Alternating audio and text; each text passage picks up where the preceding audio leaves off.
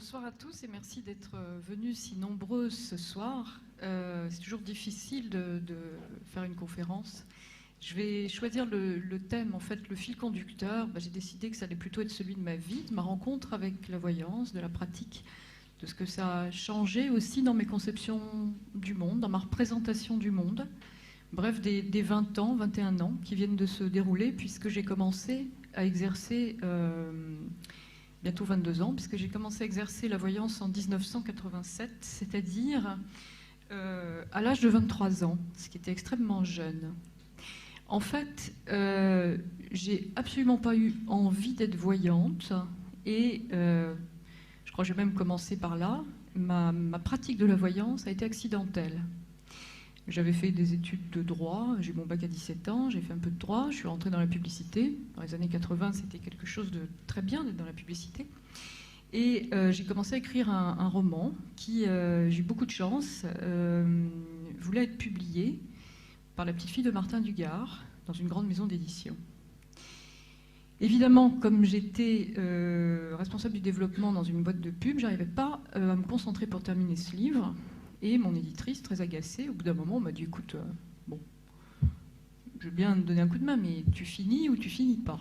Si tu finis pas, ça sera terminé. » Bien. Je me retrouve devant cette situation. J'ai absolument pas été capable d'écrire suffisamment. Et une de mes amies, très gentiment, me dit « Écoute, moi, je viens de prendre en charge chez moi à Aix, 15 jours par mois, mais alors le reste, tu te débrouilles. T'arrêtes ton travail, mais tu te débrouilles. T'es logé, nourri, pendant 15 jours. Bon. J'ai dit, mais attends, c'est adorable, mais tu veux que je fasse quoi? Et en fait, depuis des années, j'avais des rêves prémonitoires. Depuis mon enfance, j'avais des rêves prémonitoires.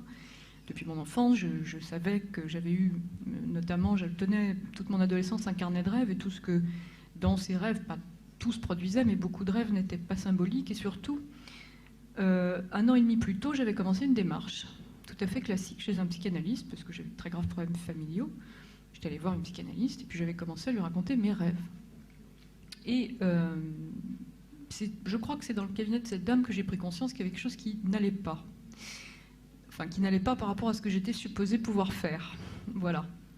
C'est pour ça que je suis toujours très attachée aujourd'hui au fait qu'il y ait des équipes pour accueillir les gens qui vivent des expériences extraordinaires ou des expériences considérées hors du commun, parce qu'on se retrouve quand même devant un mur. Donc je lui raconte un rêve. Le rêve, c'était le mariage de ma cousine avec quelqu'un que je décris très précisément, physiquement, et avec lequel il se passe des scènes entre ma cousine et lui un peu inhabituelles dans un mariage. Ma thérapeute commence à me demander qui est ma cousine pour moi, pourquoi je vois ce monsieur de telle façon, commence une interprétation symbolique, probablement tout à fait intéressante, de ce que je lui raconte. À l'époque, ma cousine n'était même pas fiancée. Et puis, peu de temps après, ma cousine me présente son fiancé. Et peu de temps après, ma cousine se marie. Et là, se déroule devant mes yeux, de manière extrêmement méthodique, point par point, tout ce dont j'ai rêvé.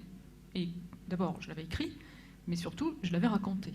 Ça fait 2 niveaux de remémoration, si je puis dire. Et là, j'ai pu apprécier la précision de ce que j'avais vu. Alors, bien sûr, on peut dire, bon, ok, c'est arrivé une fois. Bien sûr. Seulement, je passais mon temps à produire des phénomènes comme ça. Mais j'avais pas tellement envie d'y faire attention parce que, déjà parce que je voyais pas bien quoi en faire, et puis parce que dans mon esprit, la voyance, ça devait pouvoir exister comme ça, mais certainement pas sur commande, et certainement pas, en tout cas, en face à face, comme ça, avec quelqu'un, en faisant ça.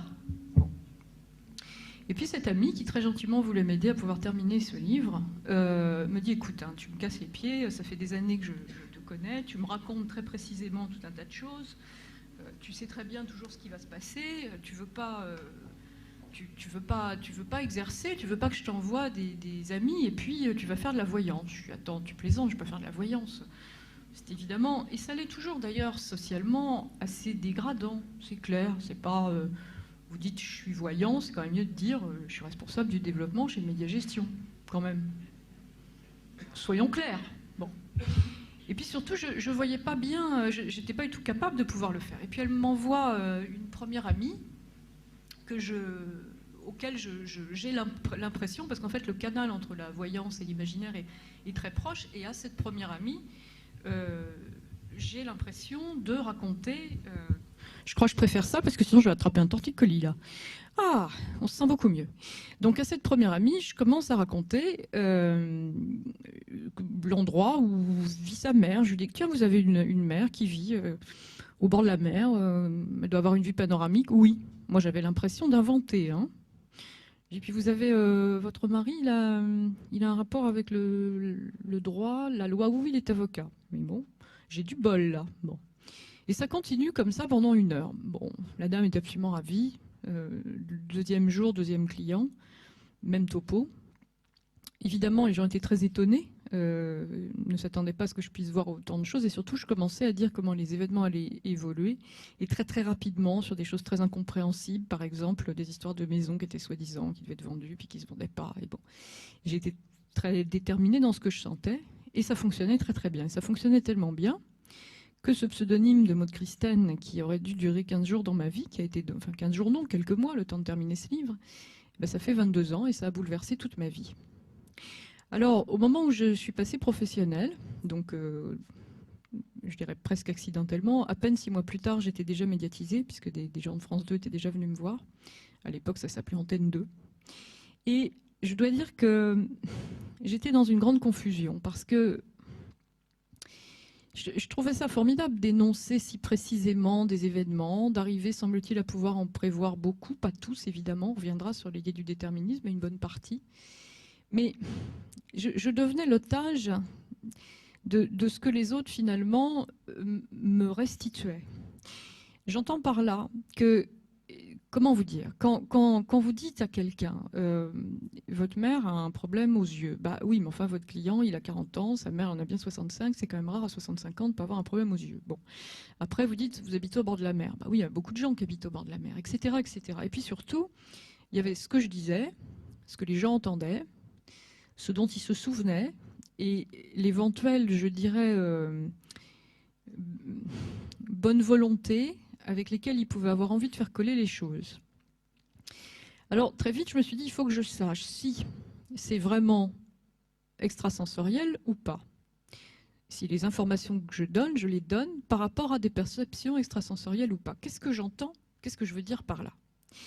Ben, y a des gens, par exemple, certains policiers, des videurs de boîtes de nuit, qui sont extrêmement physionomistes. Et la plupart des gens croient que la voyance, c'est ça. C'est-à-dire une espèce d'approche, comme une sorte d'hyper-observation, de reniflage, presque un talent d'inquisition, de finesse pour percevoir des indices sociaux, psychologiques, et que ça reste très sensoriel au fond. La marque d'une montre, la position d'une main, la façon dont quelqu'un bouge un sourcil, c'est la façon par exemple dont les mentalistes travaillent. Et certains mentalistes sont tout à fait stupéfiants. C'est-à-dire qu'ils arrivent véritablement à donner des informations folles sur des gens qui n'ont rien dit. Bon, simplement, il y a tout un travail, ça s'apprend, hein, le mentalisme, étudier les mimiques, etc. et d'autres choses aussi. Bien. Et moi, j'avais quand même un doute. Alors, bien sûr, ça faisait beaucoup de gens qui disaient que c'était formidable, et puis surtout, les événements avaient l'air de se produire quand même plutôt dans le sens de ce que je racontais. Bon, mais malgré tout, j'avais un doute.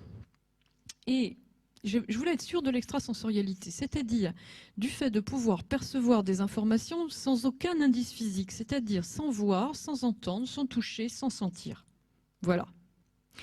Alors, ça a commencé comme ça, et en fait, peut-être, je sais pas, 4 mois ou 5 mois après avoir été professionnelle, j'ai commencé à vouloir faire des expériences. Voilà.